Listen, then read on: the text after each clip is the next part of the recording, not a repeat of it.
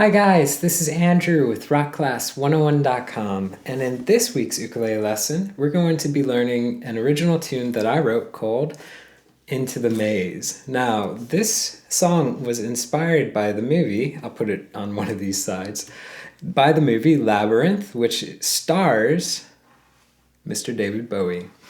Now, a couple weeks ago, I got a chance to watch the movie with my folks. Now, I've seen it like 100 times. It's one of my favorite movies, but it was their very first time watching it. And if you've ever watched a movie that you loved with somebody else, and it just happens to be their very first time seeing it, there's a bit of magic that happens because it's their first time. So it was super exciting experience for me to get to kind of relive the first time with them. So after watching that movie, I somehow stumbled on I think it was Ingrid Michaelson. I think she has a song out for the holidays with Jason Mraz, another one of my favorite singer-songwriters. And I just stumbled into her artist page on Spotify, and I saw that she put out an album that was inspired by Stranger Things. So I just was like, wow, so this is a really interesting idea. You watch something and that inspires you to write music around it, even though she's not on the Stranger Things soundtrack. She just loved the show and wrote an album around it. So I thought that was a really cool idea. So, over the next day or two, that was kind of in my mind, and I love the soundtrack to Labyrinth. So David Bowie not only starred in the movie, but he also did the music for it. And one of the songs on the album is called As the World Falls Down. I'll put a link in the description box below so you can listen to it on Spotify or on YouTube. And if you listen to the intro of that song, it has the same melody that is heard in this original song that I wrote, which is just a moving down melody, or a walk down melody that goes by whole steps. So it just literally goes C sharp to B to A. So if you go listen to that song and listen to the intro, you'll hear that it's played in a really interesting rhythm that kind of switches each time it's played. It's very, very cool, but what can you expect from David Bowie? He's amazing. And I was just playing over that song. I just started learning it and playing over it. And then I got the idea, hey, why don't I do what Ingrid did and write my own song inspired by the movie? And that's how this song came to be about. So a little long-winded of an intro, but I thought it was kind of a cool idea to share with you guys. Now, this isn't the first time that I've written a song based off of another one or inspired by another one. I'll put a couple links below. So if you're into songwriting, there's ways that you can approach songwriting where it's not based off of nothing. It's like you're not pulling a song out of thin air. You can use tips and tricks and techniques like this, being inspired by something or hearing a melody from another tune and taking it and making it your own. There's different tools that you can use to make songwriting a lot easier than just writing a song from thin air, which is kind of a scary thought and a concept and intimidating, so to speak. Anyways, let's talk about this lesson. So this lesson is, it's going to be really well suited for the seasoned beginner fingerstyle player. It's not a really hard one to play. It's quite simple. Now, with that said, let's talk about the lesson itself. So we're going to be learning the entire song in this video. But if you want to get the tabs to print off and follow along with, you can do so by clicking this link or going to the site, rockclass101.com, and doing a search for Into the Maze. Now, also on that page will be the on-screen tab viewer. So this is a really cool feature where you can hit play, you can watch the tab scroll across in real time, you can highlight bars to loop sections, slow it down at any speed you wish, just a great asset in learning this song that much easier.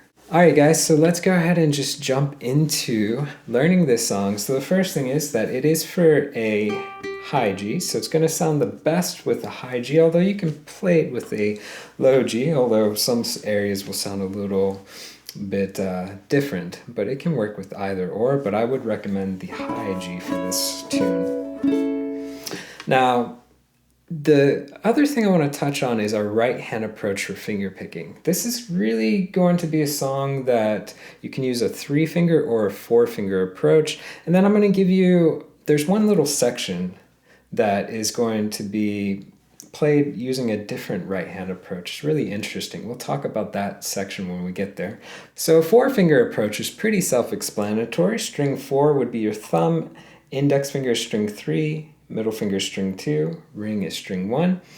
Or you could use a 3-finger approach. Most folks are going to use these 3 fingers. I like to use these 3, but in essence, the thumb would get string 4 and 3 if you use these 2. Index gets string 2, middle gets string 1, but I'm kind of weird, and I'm using middle for string 2, ring for string 1. Now, keep in mind though, when we get to the latter part of this A melody, we're going to be doing something different where we're holding the body of the uke, and we're going to use 2 fingers to finger pick. So keep that in mind. We'll talk about it when we get there. But let's go ahead and jump into the song. This song is in 6/8, so we're going to be counting out the rhythms as 1, 2, 3, 4, 5, 6. So we have 6 eighth notes per measure, and then you go into the next measure, same thing. 1, 2, 3, 4, 5, 6. Now, I'll put up the tab right here for the first bar, and I want you to look at it for a second and look at the first hit and then look at the 4th hit, so beat 1 and beat 4. So you're going to see that you're plucking 2 notes on beat 1 and beat 4. Keep that in mind because throughout the entire tune, like 9 times out of 10, the majority of this song, you're going to be doing either plucking 2 notes at once, as you see in the tab right there, or it's going to be like a chord, a strum.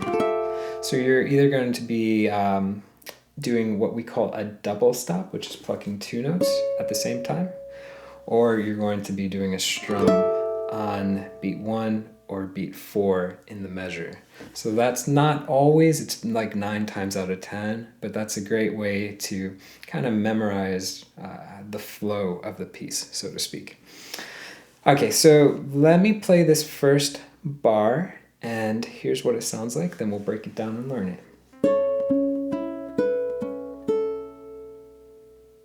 Okay, so really simple, really easy stuff. All 8th note rhythm.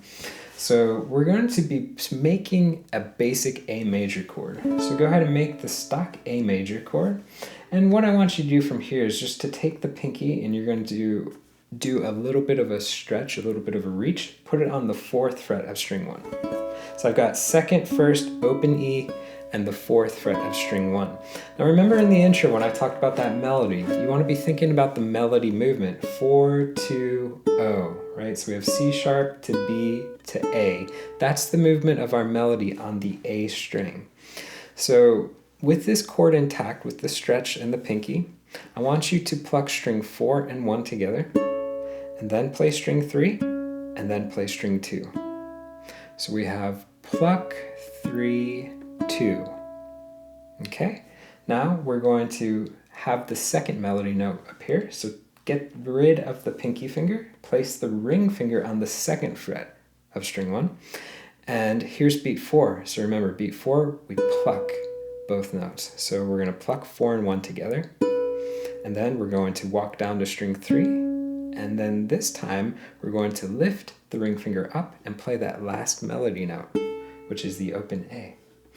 So starting from the second half, remember, you lifted the pinky up, got rid of it, placed the ring finger onto the 2nd melody note, which is the 2nd fret of string 1.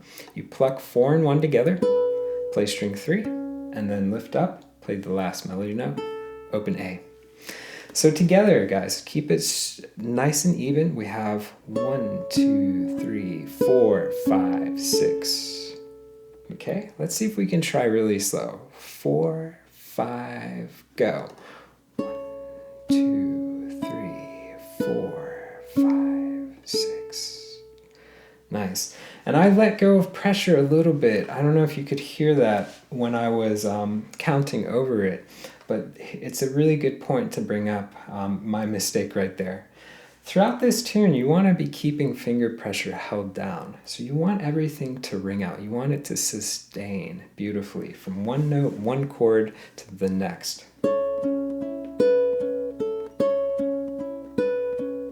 So you just hear everything, da, da, da. You hear that melody, but you also hear the harmony, la, da, da, da, da, da, right, you just hear this beautiful sustain throughout the entire tune. Now, if you're new to working on sustain, Matt Dahlberg did a really cool live lesson 1 month on that topic. So I'll put a link in the description box below. I think I have lots of cards, so I'll put a card up there as well. But you can check out that lesson. It's got lots of tips and tricks. But that's kind of the nutshell, the gist of working on sustain. Basically, keep finger pressure held down for the entire duration. Just let it sustain out beautifully. Okay, so that's our first measure, guys. Now, the second measure is identical. So let's do this. Let's try 2 times in a row. And let's see if we can go a little bit faster. So 1, 2, 3, 4, 5, go. 1, 2, 3, 4, 5, 6. 1, 2, 3, 4, 5, 6. Nice. Now you can also accent some of these beats. You can accent beat 1. Maybe beat 4 lighter. So da, da, da, ba. So you can hear strong accent on 1, lighter accent on 4. 1, 2, 3, 4, 5, 6. Okay, so you can experiment a little bit with how you're playing it. And that's what makes music really come alive. It's not that everything stays uniform, but we can put a little bit of spice and emotion into our playing. So as we go into measure number 3, here comes a really interesting chord change. And this kind of, if you've seen the movie Labyrinth, it has the fantasy element to it. And this chord to me, when we go from A,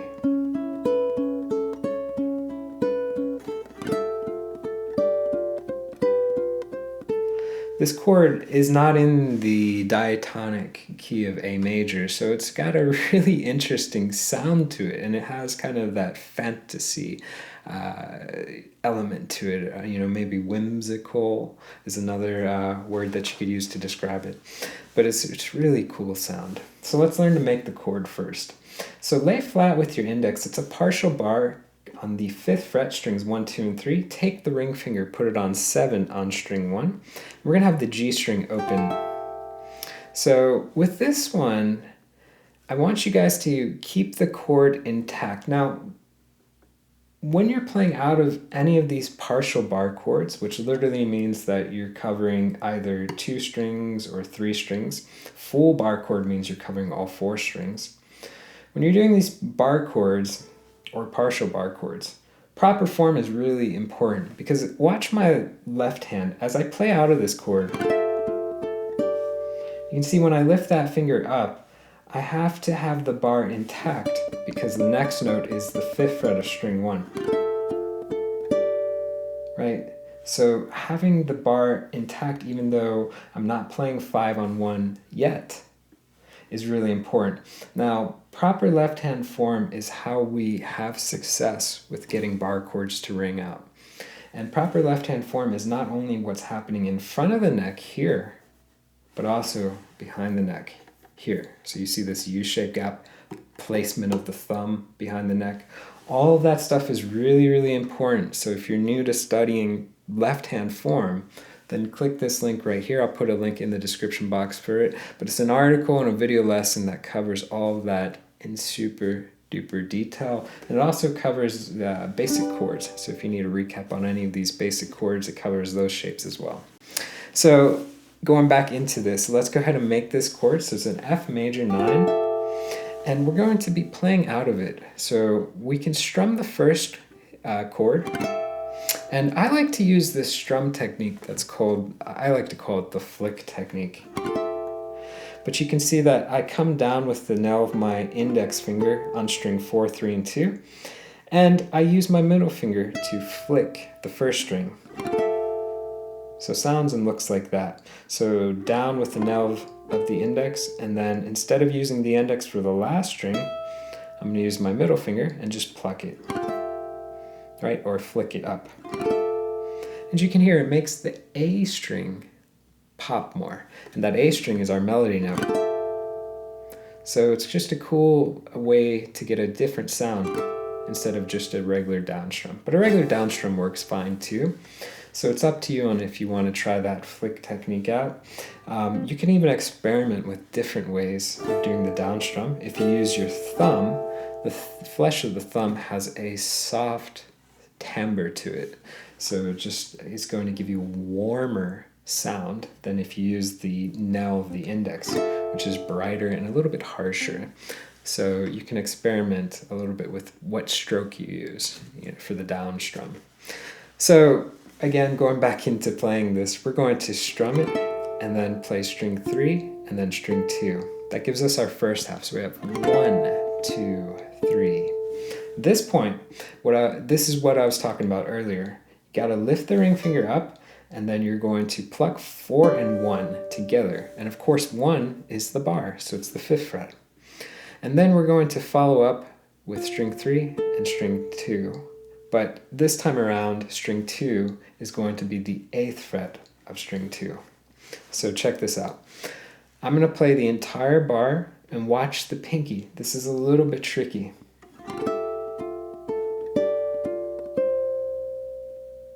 Okay, so that very last note is going to be the 8th fret of string 2. But you have to have that bar intact, because remember, we want everything to sustain beautifully throughout. Okay, so a little bit of finger strength is required here. That's why that proper left hand form is vital. If you have proper left hand form, it helps you to build strength. So bar chords, probably the hardest thing about them is building the finger strength. Okay, but proper form allows you to do that properly. So let's tackle the second half. So the second half started with us lifting our ring finger up, plucking 4 and 1 together, then playing string 3, and then we're going to take that pinky and put it on the fingertip on the 8th fret. It's very important your hand does not shift. Look at my hand right here. My hand is not shifting to put the pinky finger down like that. My hand stays with proper form, proper left hand form, and the pinky comes down. Think of it like this. You can run this exercise really quick. You don't even have to pluck anything, although you can if you want. But basically 5, 6, 7, 8 across all 4 strings. Watch my hand. Nothing moves in this awkwardness. Everything is basically perfectly steady. That's the same concept that we need here when we place it onto the second string, 8th fret. So don't do any kind of weird movements. Don't bend in this way, coming up or down or anything like that. So we just want to make sure that our hand remains perfectly centered right here, and the pinky goes down on 8. Okay, fingertip though. So again, the second half, we lift the ring finger up, pluck 4 and 1 together, string 3, place the pinky fingertip, 8 on string 2. If I put that measure together, I have strum, 3, 2, pluck, 3, 8 on 2. Okay? Rhythmically, it's all 8th notes. So let's see if we can try together. 4, 5, 6.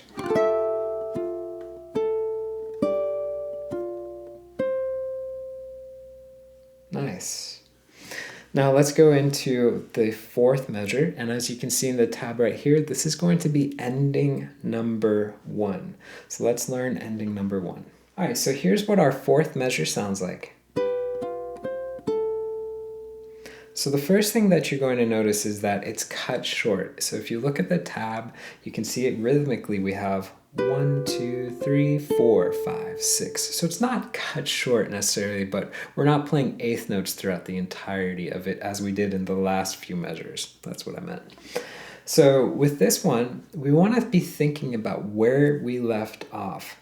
So in the previous measure, we left off with the pinky on the 8th fret of string 2. We're going to get rid of the pinky and we're going to put our ring behind it, so the 7th fret of string 2. So you're going to pluck 4 and 2 together, all while keeping the bar intact. So nothing moved or changed with this index finger. Stayed flat on 5, string 3 down. So you're going to pluck 4 and 2 together, then play string 3, put the pinky back where it was in the previous measure, the 8th fret of string 2, and then lift up and play 5.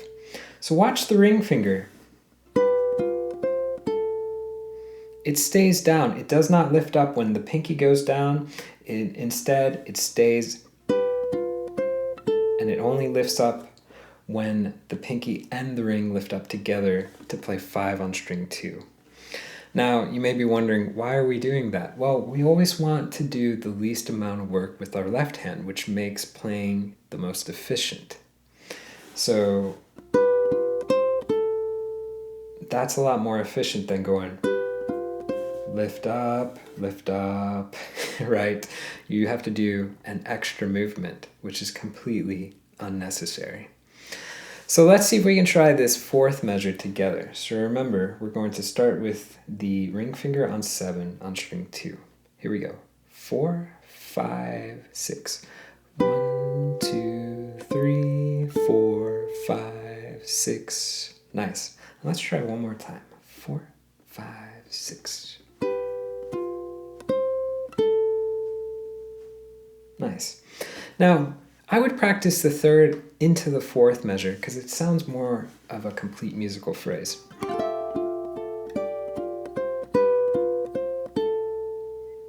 Okay, so when you get comfortable with each measure, practice them together. That'll make a lot more sense as a musical phrase.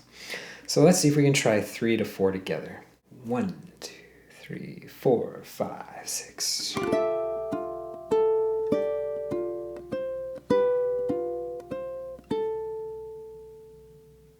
Nice. And if we backtrack, let's go back to the 1st measure and let's try the first 4 together. So here we go. 1, 2, 3, 4, 5, 6. 1, 2, 3, 4, 5, 6. 1, 2, 3, 4, 5, 6. 1, 2, 3, 4, 5, 6. 1. Okay, so I was counting under my breath just to help keep us a little bit more in time. Now there's probably one area that strikes you as very challenging in that section, and that's going to be the transition from the end of measure 2 into measure 3.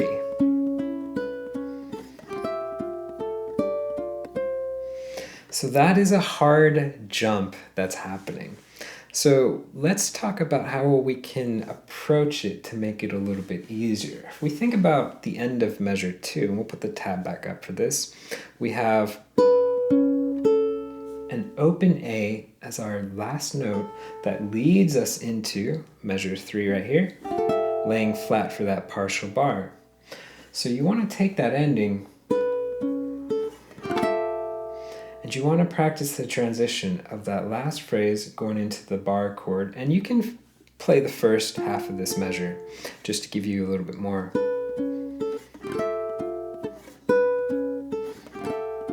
musical context. But watch what happens here. So the ring lifts up and the index is going to slide on that 3rd string and then lay flat to create the partial bar. So watch again. That left it up for the melody note, then the index, and you can see the middle finger lifts up as we move the index up and we lay our finger flat for the bar and add the ring to the 7th fret of string 1. So that's really the trick that's happening here, is that you just literally slide the index finger up along the 3rd string and then lay flat and add the ring. So that's kind of all that's happening. Now it's easier said than done, and it's really an area that I would practice. So just loop that little section. Whoops. Right, just loop that little section to work on that transition. Okay, so now that we've got the first 4 measures down, the thing with this tune is that you're going to go back and you're going to play measure 1, 2, and 3 again, and then you're going to go into ending number 2. So this is measure number 5 on the tab. And ending number 2 sounds like this. It's going to be out of that same bar chord, the same F major 9, but we're just going to be playing different stuff out of it. So the first thing you notice is it's back to all 8th note rhythm. The second thing you notice is it's a bit of a finger frenzy. Here's what it sounds like again. So before we tackle this second ending, we want to remember or think about where we came from, where we left off. So before you go into the second ending, you're playing the third measure again. That means that you left off with the pinky on the 8th fret. So going into the second ending, look at the first half of it, the first 3 notes. They're identical to what you did for the first ending. So all that you already know. To finish it up, this is where the finger frenzy part comes into play. You're going to play the first string, which is barred with the index, then the open G, and then you're going to drop that ring finger down to the 7th fret of string 1. Now, that is easier said than done, and the motion of your ring finger going down to the 7th fret does not happen at the very end. I'm going to play this measure, and I want you to watch my ring finger. It's going to move basically slightly before I play that open G, which is the second to last note. So watch the ring finger, very important. Okay, watch it again. Watch it again. So you see how it moves before the very last note of the measure, right? So we're not waiting till the last second to get our finger in place to play the 7th fret of string 1. We want to get there before so we're not rushed. Okay, so that is the really hard, tricky thing with this tune.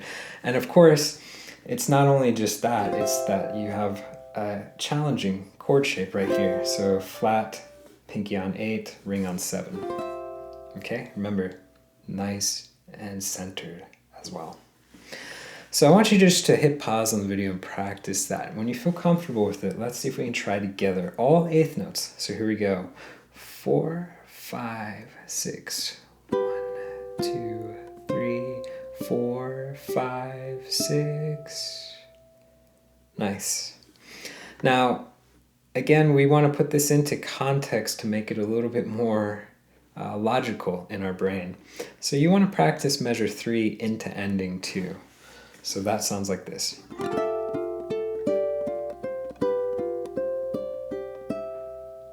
Okay, let's see if we can try that together. Starting on measure 3. 1, 2, 3, 4, 5, 6.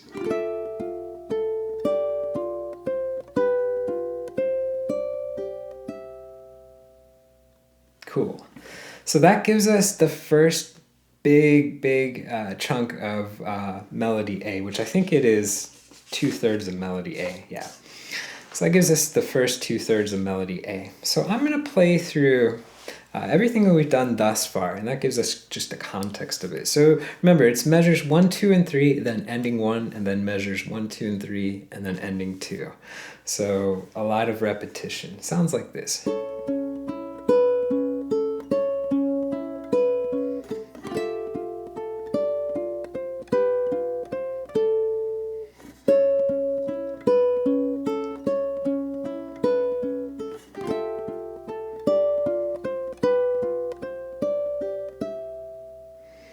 Nice. Now at this point, we're going into the last 4 bars to finish up melody A, and it's easier than it would appear. So it looks and sounds like this.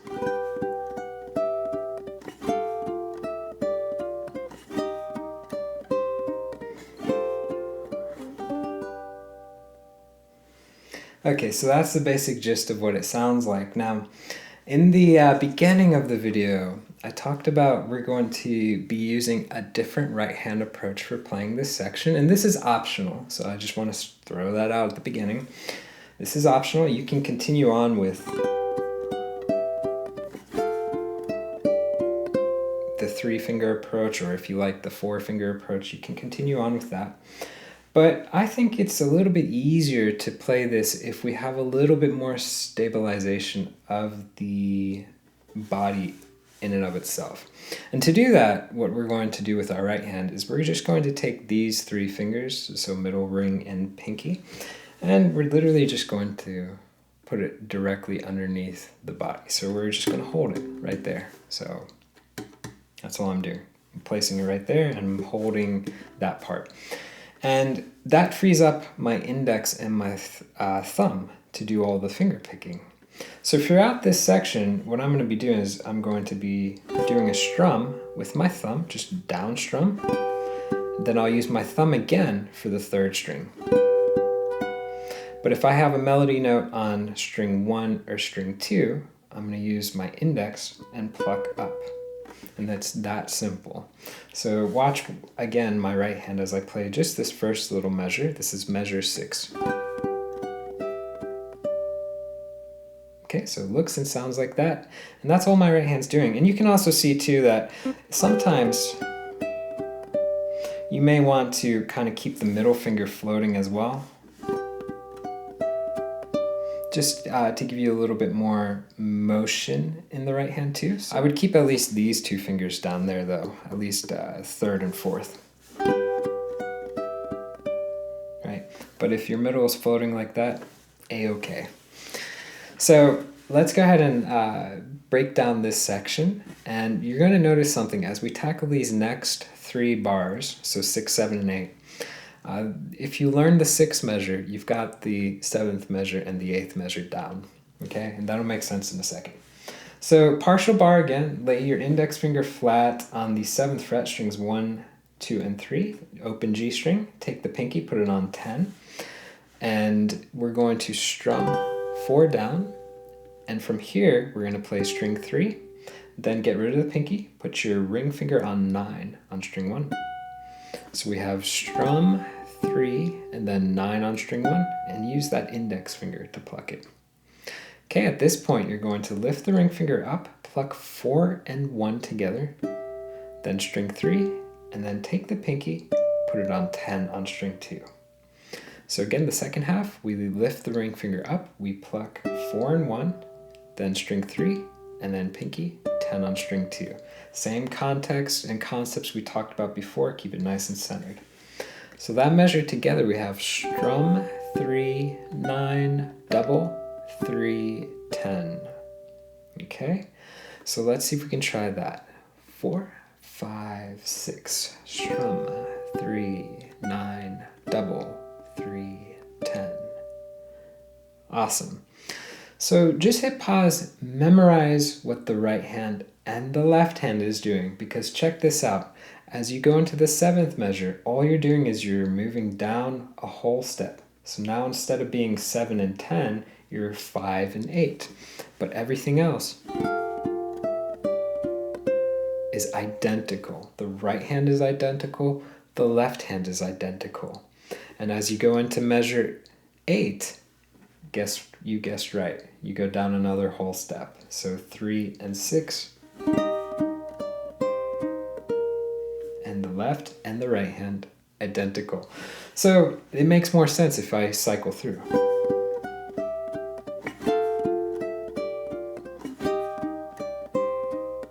So you can see and you can hear everything is identical, both hands. So that's a really, really awesome part of this music, is that you learn it in one measure, you've got it for all 3. So what you really want to do is you just want to practice each of those, just get comfortable with it. Once you've got it sounding good, nice and connected in the timing and the clarity of every note, then you want to practice 6 to 7 to 8. So let's try that, and we'll go slow. 4, 5, 6.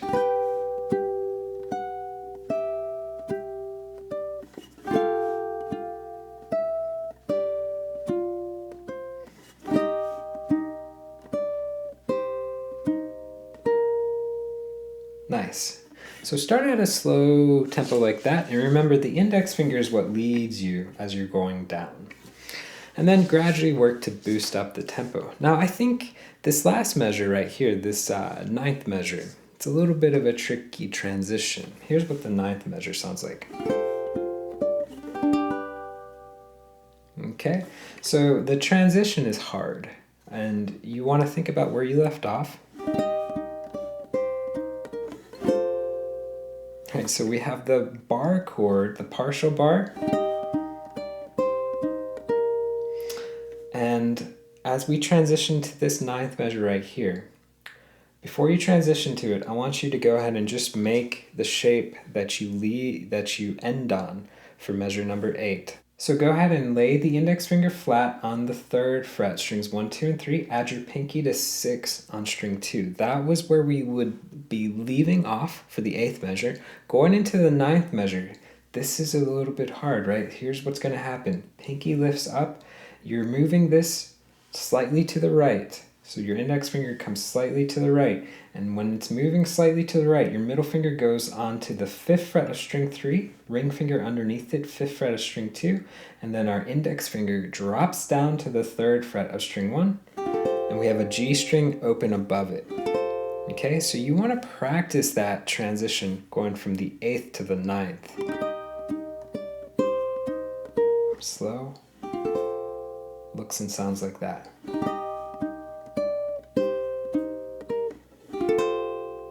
Okay, but you can see slight move, drop down, those 2 fingers come down to make this F chord.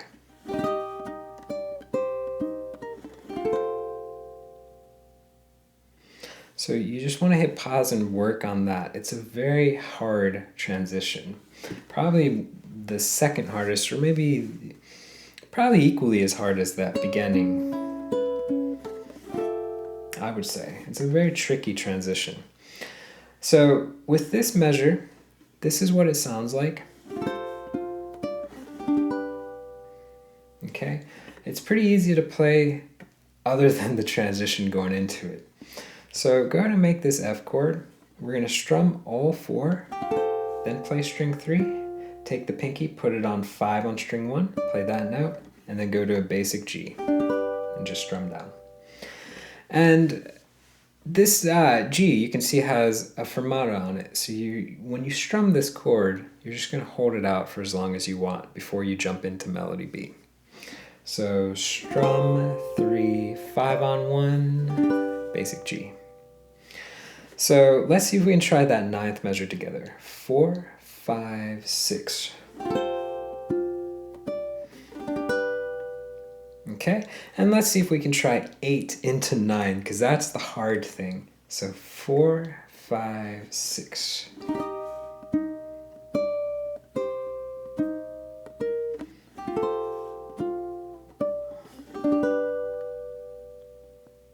Nice. So backtracking, 6, 7, 8, and 9, that's kind of the section of measures that you want to think of as one musical phrase. So that's what you want to practice. And that sounds a little bit like this.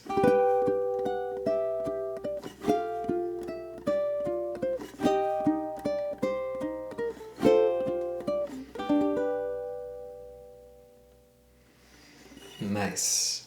So that gives us everything for melody A. So think of it again as 2 separate sections. So that makes it easier anytime you're learning. Don't try to do all of those 9 measures together. Well, it's technically more because there's repeats. But try measures 1 through 4, then you go back, you do 1, 2, and 3, and then ending 2. And then work on 6, 7, 8, and 9. Get those 2 separate sections down before putting all that together. So let's go ahead and take a look now, though, at the second melody for this tune, which is melody B. And melody B sounds like this. There's something really tricky happening, and I want you to see if you can watch my right hand to see if you can catch it.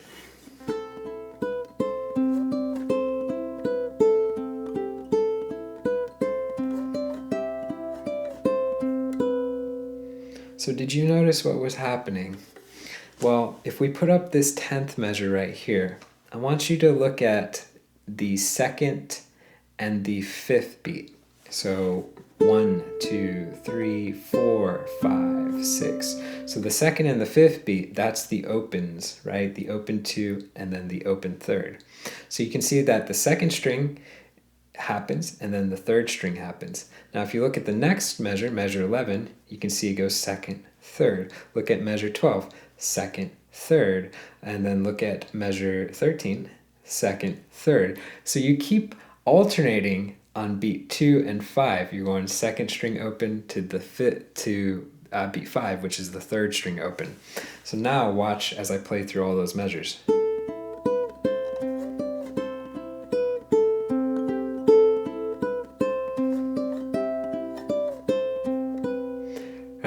So it just literally alternates second and then third open for beat 2 and beat 5.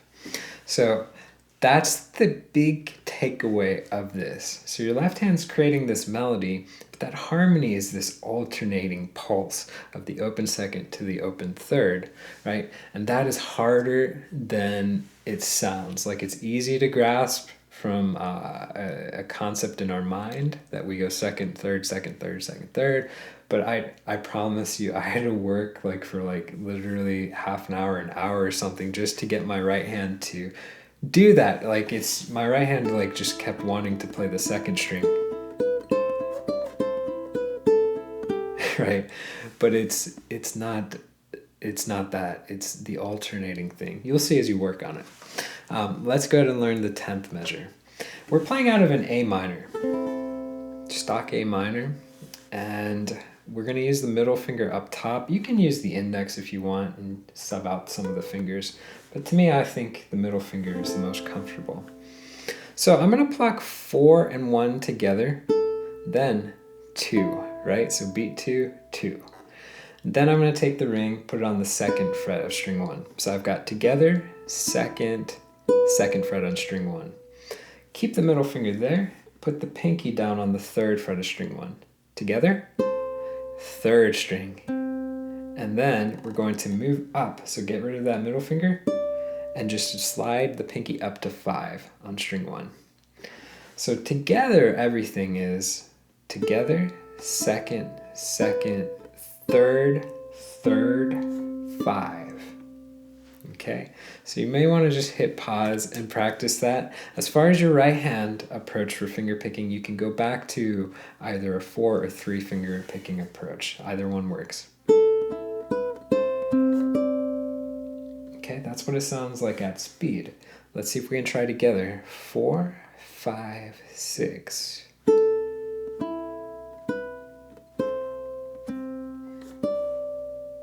Nice. Going into measure 11, we're going to go back to where we came from. So slide the pinky back to the 3rd fret, put the middle back down on the 2nd fret. You're going to pluck together. Remember, beat 2, we have the open E. Then get rid of the pinky, put the ring back to the 2nd fret, and then lift that up, open A plus the 2nd fret of string 4 together. Then beat 5, 3rd string. And then here's the kicker. Put your pinky on the 3rd fret of string 2. So if you think about this measure and the one before it, we're literally walking up and then doing everything in reverse.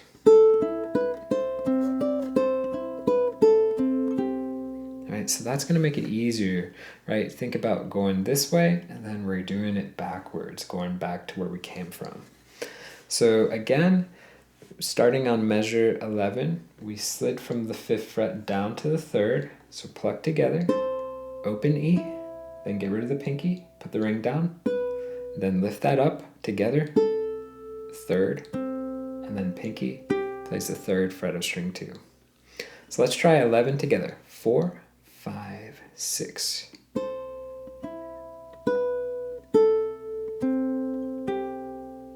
Okay.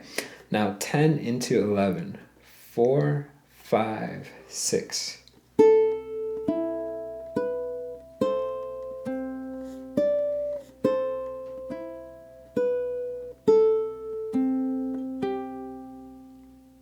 So how did you do on 2nd to 3rd, 2nd to 3rd? It's hard, right? It was really difficult for me. I really had to focus on that. So make that kind of the focal point as you practice this. Okay, so going into measure 12, here's what it sounds like. What do you notice? It's identical to measure 10. So what we need to pull from this measure is that we left off on 5. We're going to do alternate ending number 1 for measure 13. This is going to take us up to the 7th fret this time. So I want you to take that pinky, just move it up to the 7th fret. Here's what ending 1 sounds like. So again, it's basically a lot of that going up, going down. What we played going up gets played again, but in reverse, going back down. So this measure, move the pinky up to 7. You're going to play the open G this time with it. Then second by itself, down to 5, and then down to 2 and 3. So put the middle back down, play the third open, and then second with the ring. So again, we're going to take that pinky, start on 7 on string 4, play the open G, the open E, down to 5, then down to 3, add the middle finger, together, open C, second fret with the ring. So again, up goes down, right? So let's do this. To put it into context, let's backtrack. Let's try the 12th measure into the 13th measure. So 4, 5, 6.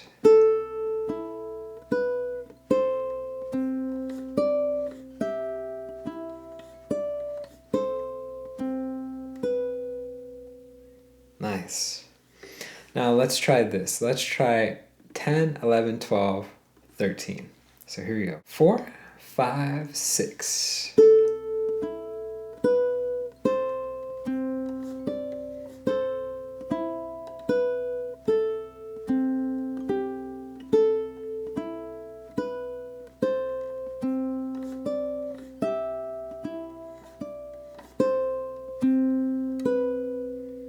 Okay, so you want to start that slow just to really work on the motion and the movement, but also second, third.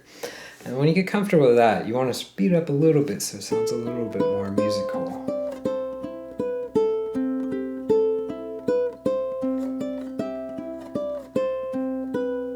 Okay, sounds beautiful when you get it up to speed. Now, as we saw in the A melody, that first 2/3 of it, it's just going to repeat where we're playing, again, measure 10, 11, and 12, and then we go into the alternate ending number 2. And the alternate ending number 2, again, starts where alternate ending 1 did. So we're literally going from the 5th to the 7th fret. So to put it into context, if I play from measure 12, okay, so let's start right here. This measure sounds like this. Okay, so pinky's on 7 on string 1. We're going to play open G with it, then the open E, then move the pinky up to 8, and then again move the pinky up to 10, but play the open G with it, and then the 3rd string, and then to 12. So you have together, E, 8, together, C, 12. Okay, not too hard. So let's see if we can try together. 4, 5, 6. 1, 2, 3, 4, 5, 6. Nice. Now again, that last note you can do as a fermata, so just hold as long as you want before you go back into the A melody. Alright guys, so let's do this. Let's see if we can cycle through everything for the B melody, and if you got it, you can try it with me. I'm going to go a bit faster though. So 1, 2, 3, 4, 5, 6.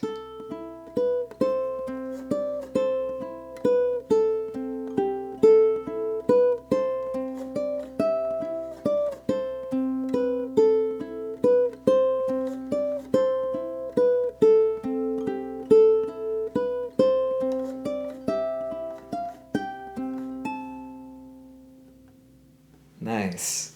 So a really fun one to play, challenging for the right hand, but fun to do. Now here's the cool thing. When you get done with that, you're literally going back into the A melody and you're playing everything identical. So all of those measures, I think it's 12 measures overall, everything identical. If you want to, you can add maybe like a little ritardando at the end of it. So the last 4 bars, when you get to that section.